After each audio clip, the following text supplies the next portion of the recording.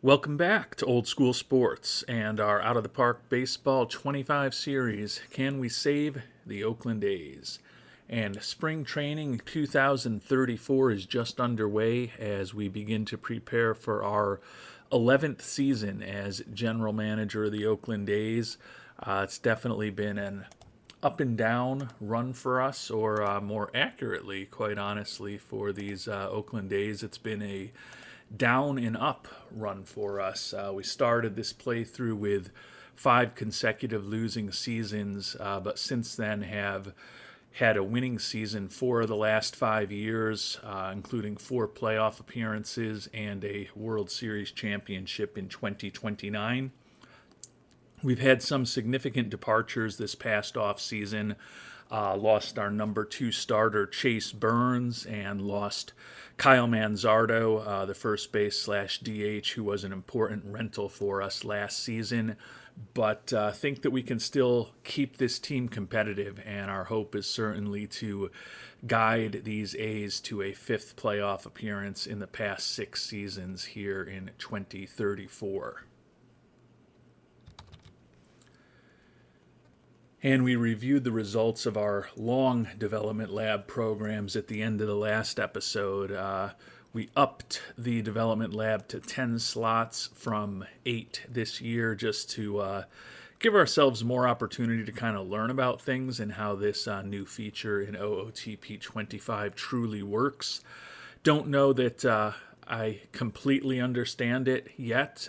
Some of the results seem somewhat random. This year, for instance, we had 4 successful results, which were pitchers, and we had 6 unsuccessful results, which were all with position players in the longer programs in the lab. And I don't know anything materially different about why we'd be so successful with pitchers over position players.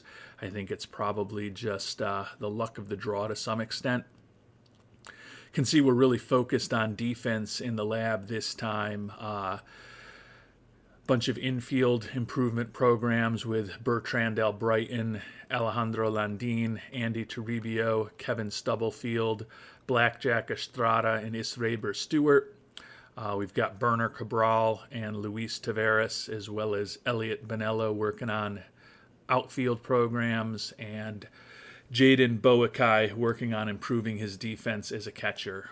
Certainly those catcher and shortstop programs are the most difficult, but we'll see how the defensive results go over these next 4 or 5 weeks, and hopefully we can improve our team defense a bit by having several players who are a bit better defensively when camp finally ends than they are today.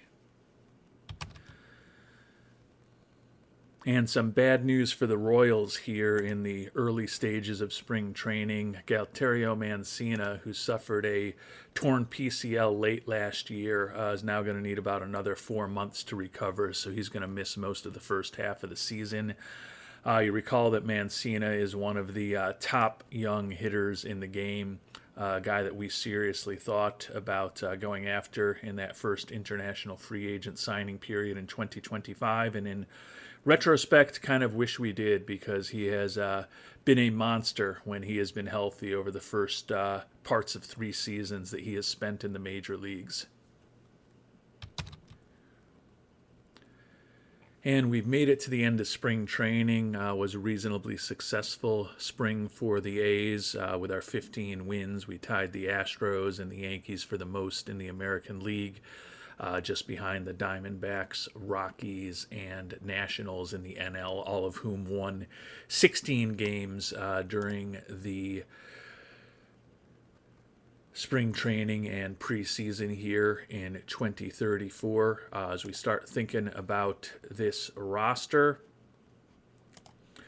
fortunately, only 1 new injury to deal with, so we made it through the spring relatively healthy. Alejandro Landin, the young infielder, suffered a strained hammy about 5 days ago. He's going to be out for another month or so. He certainly was not a lock to make the team. He hit just .217 in 92 at-bats in AAA last year, so He had a shot to make the team, but clearly he's not going to at this point. We'll start the year on the IL and then probably head to AAA for some period of time. I think, unfortunately, the injury is also going to impact his potential progress improving defensively in the developmental lab. You can see that it doesn't look like with 3 days left we're going to have a lot of success here. Israber Stewart and Berner Cabral are both on track with their programs, and Landine actually was excelling in terms of improving his defense at second base, but I have a hunch it's probably not going to end up that way since he's been hurt for the last week or so of this development program when all will be said and done. And certainly the fact that our new addition, Pizza Bonello, is struggling with what should have been a relatively easy program to try to improve his defense in left field is not positive. Hopefully he doesn't take a step back in terms of his ability to play those corner outfield spots, because when we brought him on board, we did like the fact that he was a competent center fielder, and we felt that he could be a pretty good defensive left or right fielder for us. And as we are working down our final cuts to get to a 26-man roster, we are going to be moving on from a prospect who's been a prominent discussion point over the years, and that's Bertrand the Dominator Albrighton. He was an international free agent signing of ours in 2026. He's always been fragile. We thought his bat could potentially be much better than it has developed thus far, and we always loved his almost perfect personality traits plus that captain personality. But he is a guy who at this point is out of options, and he's not going to make the 26-man roster. So rather than risk losing him for nothing, we've shopped him around, and we can get a somewhat useful player in return, as well as a little bit of cash from the Mariners. Julio Del Campo is not a major league hitter. He is a 27-year-old who, over the course of nearly 1,200 major league at-bats these past 3 years, has hit .217 with a 58 WRC+. So the bat is just not there. But importantly, Del Campo is a strong defensive infielder. And with some of the guys that we've moved on from this past couple of seasons, although we're going to be starting Estrada again at second base and giving Toribio an opportunity at shortstop, if either of those guys has some significant injuries or needs to miss some significant amounts of time, we don't have a great defensive option behind them. And the nice thing about Del Campo is that he still has 2 option years left. So we can stash him in AAA for now, hopefully get him trained up to play second base, as well as he can potentially play third and shortstop. And then he could be in the mix for us over the next couple of years if we need some help defensively at shortstop or second base, if that's because of an injury to Toribio or Estrada, or it's because they're just not hitting all that well and we decide we want to upgrade the defense and are willing to go with a lesser bat at either of those positions. So good luck to Bertrand Albrighton. He's a guy that we've invested a lot in terms of the money we paid to bring him on board as an international amateur free agent. $3.75 million bonus, so he was obviously our key signing back in 2026. We've had him in the development lab many times over the years with mixed results for him, and he was pretty productive in his first foray into AAA last year. But as I said, we're trying to build a team that can make the playoffs again this year. And Bertrand is not one of the 26 best players. So rather than potentially waive him and if someone pick him up for nothing, we're going to see what we can get for him now. And I think Del Campo potentially helps fill a role that we may need some help with down the line if we have some injuries and if Landin is not as quick to bounce back from his injury that he's currently suffering. Because looking at the team realistically, Landin may have fit in pretty well this year as a utility infielder behind Toribio and Estrada. So another reason to move on from Albrighton and get a guy with some optionality with Julio Del Campo. So Bertrand Albrighton is no longer part of the Oakland Athletics organization. And we're making the difficult decisions to pare our roster down to the 26 players who are going to be heading north to Oakland with us. The final couple of cuts for our pitchers were Ted Johnston and Josh Teeples, a couple of guys who can start and or relieve, who have been with us primarily in AAA the last couple years. The pitching staff, Jackson Ferris, who we signed to that big free agent contract this offseason, will be back as our ace. Jamie DeVore is going to be our number 2 starter this year, but really he's only in that role because we want to split up the lefties. Mike Lambert, the new addition, is going to be our number 3 starter, second lefty in the rotation behind Ferris. Jason DeCaro is going to be a right-hander out of the rotation for us, and then Mason Miller, the now 35-year-old who has been with us through the start of this playthrough, our number 5 starter this year. He's starting to lose a little bit of a velocity and only throws 96 to 98 at this point. So taking a look at the scouting report, looks like he has definitely started to slow down a bit. That contract that we signed him to worked out pretty well, especially with the fact it was somewhat front-loaded, and then we had team options these last few years. But in all probability, it'll be the final go-round for Mason Miller.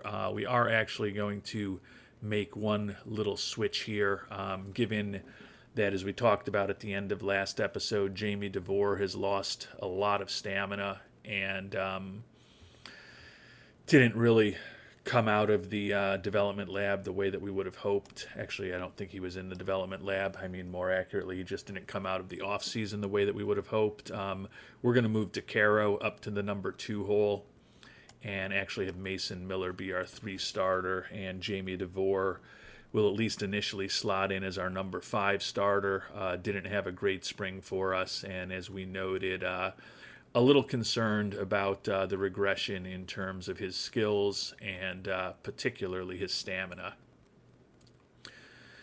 Luke Little, who we picked up in a trade, is going to get the opportunity as a 1-year rental for us to be our closer. We're going to try Levi Sterling in the stopper role. Think we can hopefully get a lot of innings out of him in that role, although there certainly is an argument at this point that if DeVore is not effective, maybe we move DeVore into the pen and put Sterling back into a rotation spot. Jeremy Scholl, Caden Dana, and R.J. Cope are our setup guys. Ian Outh back as a middle reliever. Sam Hoover, who is going to be making his debut with us at the major league level, is a guy that we originally picked up in a trade. Where was the trade that we picked him up? We picked him up in the Caden Dana trade almost 3.5 years ago at this point, when we got rid of Lawrence Butler and David Avalos. He's been kind of bouncing around our organization. We didn't protect him in the Rule 5 a couple years ago, and Detroit had him for a while before they sent him back. Hasn't done great for us in AAA, but on paper, looks like a decent left-handed pitcher. So we're going to give him the opportunity to make his major league debut with Oakland. Obviously, he did spend some time with Detroit a couple of years ago, as we noted, when he was picked from us in the Rule 5 draft. But Hoover's spot on the roster is probably the most tenuous. Chris Carl, who spent a little bit of time with us last year and pitched pretty well, will be in a long relief and mop-up duty for us, largely driven by the fact that he's got pretty good stamina compared to a lot of the other relievers on our team. So I'd say Hoover's spot is the one that is in the most jeopardy. He could certainly be replaced with Johnston or Teeples, some of the guys that we sent down, and we certainly have guys like Josh Mangano and Jaheim Pennyman who are going to be beginning the season in AAA, who could be pushing for a spot on the major league pitching staff in the not too distant future as well. So I think the leash will be shortest with Mr. Hoover of these 13 pitchers who are headed north to Oakland with us.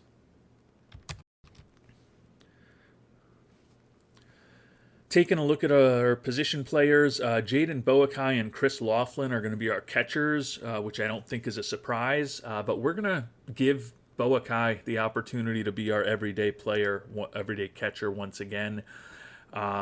Really like his defense, and on paper, it seems like he should be a better offensive player than he was a year ago when he put up a 58 WRC plus for us. Laughlin is not as good defensively and certainly doesn't have quite the same arm as Boakai, but he is a guy who has proven to be a pretty competent major league hitter over the first 224 at-bats of his career with the Cubs before we traded for him this past offseason. If Boakai struggles, could definitely see a scenario where Laughlin gets more playing time, but for the time being, we're going to give the homegrown catcher, Jadon Boakai, another shot to be our everyday catcher. Brian Ramos, starting first baseman once again. He is in his final year with us in a contract that we were able to have the Astros maintain the majority of, which certainly helps us afford him. Kevin Stubblefield will be back on the team as a utility infielder. He'll be starting for us against lefties. Sergio Estrada back at second base. Colt Keith back at third base. Israber Stewart is going to be in a utility infielder role for us. Also going to play left field for us against left-handed pitching. And Andy Toribio is going to get a shot to be our everyday shortstop. I mentioned that we're kind of lacking a good backup at second base and shortstop. If Estrada and or Toribio gets banged up, we're probably going to need to make a call to the minors. Part of the reason that we just made the trade we did for a really good defensive middle infielder. And in the meantime, if we need some help in the middle infield, it's going to be the likes of Israber Stewart, which is certainly not a great defensive option. Kevin Stubblefield, which is a pretty bad defensive option at second base. And Colt Keith may be needing to show off a little bit of his versatility. So we do not have the type of defensive depth for our backup middle infielder that we normally have. As I talked about, the injury that Alejandro Landin just suffered, I don't want to say it's huge because he should be back in a month or so, but Alejandro Landin to me is the most logical guy to ultimately fill a backup middle infield role for us as this season moves along. We certainly also have the option with the shortstop that we just traded for from the Mariners organization. But over this first month or so of the season, it is going to be ugly defensively, potentially, on the days where Toribio or Estrada need a day off. Fortunately, Toribio is durable as far as his injury proneness, so hopefully he'll be out there just about every day at shortstop. And Estrada, although he's only normal in terms of his injury proneness, did play in 155 games for us a year ago. The hope is that he can be out there pretty regularly as well, and we're not going to have too many days where they're both out of the lineup. Hopefully there won't be any days where they're both out of the lineup, and hopefully it'll be relatively infrequent that even one of them will be out. But if we have some injuries, something that we're clearly going to need to think about. Jake Ortega back. He's going to be our left fielder against right-handed pitching and play center against left-handed pitching for us. Luis Taveras back. He'll be in the lineup against lefties. Luis Lara, leadoff hitter and starting center fielder against right-handed pitching. And then Elliot Bonello and Bobby Cabral will both have important roles for us in the lineup as outfield slash DH types against right-handed pitching. And we've simmed ahead a couple of days to opening day of the season. Before we check in on the projections for this year, we'll check in on how those defensive programs our players were working on worked. No improvement at catcher for Jaden Boakai. Elliot Bonello had a poor result in his defense in left field, although positively doesn't seem like there's any significant noticeable changes to his profile. Alejandro Landin, despite being injured, got outstanding results in that shortstop program. Infield arm, range, error, all improved by a little less than 5 points, and his turn double play rating improved by 5. So though Landin is going to be out for the next 3 to 4 weeks with that strained hammy, as we've talked about, if he does well in terms of his hitting when he's healthy in AAA, given his profile, he could be a very important utility infielder for us this year, and certainly will help fill the gap if we have some issues with injuries to either Mr. Toribio or Estrada in the middle of our infield. Toribio, unfortunately, didn't improve at shortstop. Stubblefield, no improvement at first base. Luis Taveras, a poor result for him in left field, although fortunately no noticeable changes. Still his acceptable range, a really good arm, but he is a bit of a butcher out there, even when he gets his glove on the ball. Bobby Cabral, fortunately a successful program with some improvements to his arm, range, and error ratings. So Cabral, I can definitely see his range has improved a little bit. So that is good to see with Mr. Cabral, since he'll be an important outfielder for us this year. No improvements for Sergio Estrada, and Isrever Stewart. Mentioned that he could be an important infielder for us this year. Right now, he's kind of our utility infielder. So fortunately, his error and his double play rating both improved by 5, and his arm and his range got a little bit better.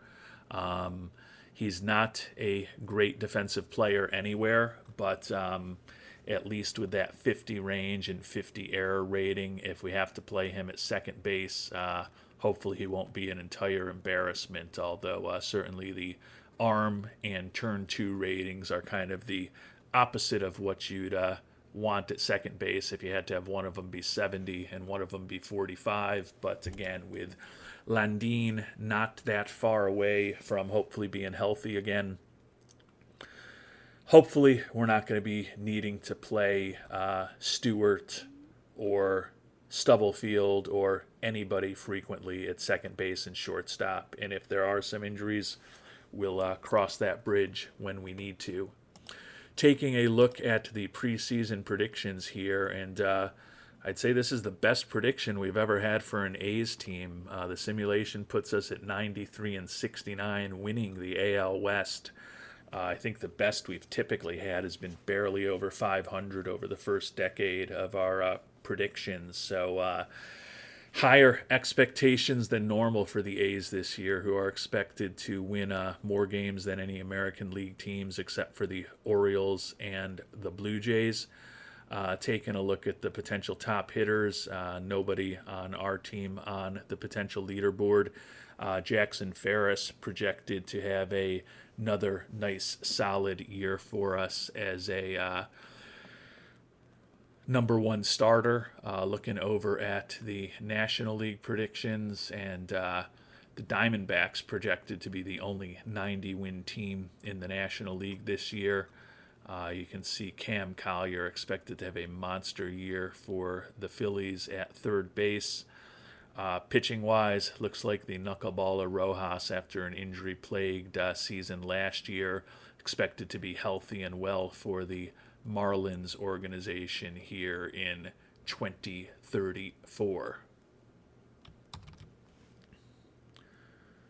So between now and our next episode, we'll certainly spend some time perusing the waiver wire, see if there might be some help for us there. Byron Dervish guy who was formerly a pretty high-profile international free agent signing in that first IAFA period, and 25 is available. He didn't hit well when he finally got a chance with Houston last year. Amazingly, he was on the roster for the entire season, and he only had 13 at-bats. So Pon Dervish not necessarily working out the way that his career had hoped, but we could certainly say the same thing about Bertrand Albrighton. But at this point, Bertrand is no longer our responsibility to develop and nurture whatever becomes of his career. So we'll talk about whether there was anything to do on the waiver wire. We are going to spend some time offline cleaning up our minor league rosters before really getting this season underway. And it'll be play ball on the 2034 season in our next episode. Until then, thanks so much for watching, and hope you have a great day.